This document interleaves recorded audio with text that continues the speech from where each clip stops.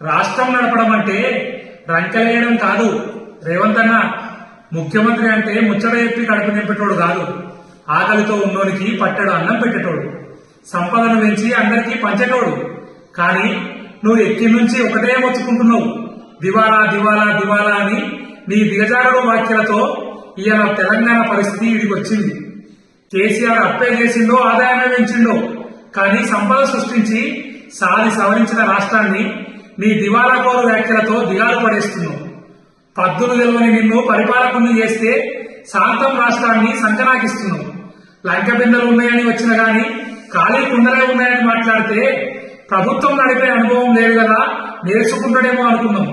కానీ నువ్వు ఎక్కిన గడియంతో గాని అన్నీ ఎంతకే నడుస్తున్నాయి. తెలంగాణ వచ్చినాక జర తెల్లగా అవుతుందాం అనుకుంటే నీ ఏడుపుగొట్టు వ్యాఖ్యలతో రోజుకింత రాష్ట్రం ఎంతకే పోతుంది.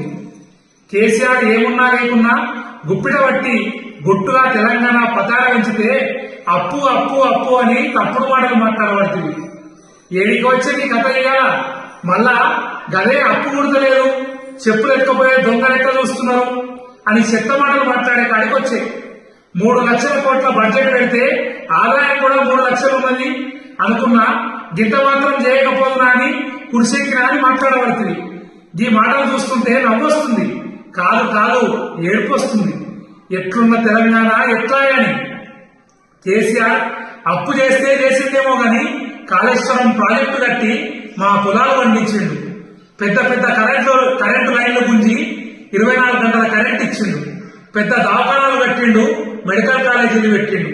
మిషన్ భగీరథ పెట్టి ఇంటింటికి నల్లాతోటి నీళ్లు ఇచ్చిండు. చెరువులలో పుడక తీసి భూగర్భ జలాలు పెంచిండు. 72,000 కోట్లు రైతుల ఖాతాల్లో వేసి రైతు బంధు అని నిరూపించిండు. లక్షలాది మంది ఆడపిల్లల పెళ్లిళ్లకు సాయం చేసిండు. పింఛన్లు పెంచి పెద్ద మనుషులకు ఆసరా అయిండు. గురుకులాలు పెట్టి పిల్లలకు చదువు చెప్పిండు.